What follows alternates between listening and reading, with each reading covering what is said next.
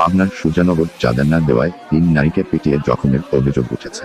শনিবার রাত 11টায় সুজানগর উপজেলার হাটখালী ইউনিয়নের শোলাকুড়া গ্রামে এই ঘটনা ঘটে।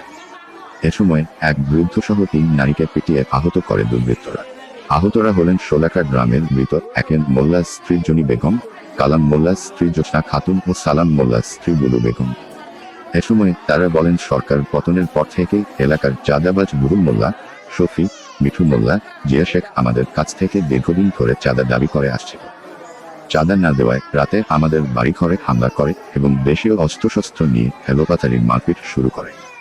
চিৎকার চেঁচামেচি করায় এলাকাবাসী এড়িয়ে আসলে চাঁদাবাজরা দ্রুত পালিয়ে যায়। এলাকাবাসী আহত 3 জনকে উদ্ধার করে পাবনা জেনারেল হাসপাতালে ভর্তি করে। এদিকে কামালপুর ফাঁড়ির ইনচার্জ মোস্তফা জামান সত্যতা নিশ্চিত করে বলেন, ঘটনাস্থলে পুলিশ পাঠিয়েছি, বর্তমান পরিস্থিতি অনেকটা শান্ত রয়েছে, লিখিত অভিযোগ পেলে তদন্ত সাপেক্ষে আইনগত ব্যবস্থা নেওয়া হবে। @24 পাবনা।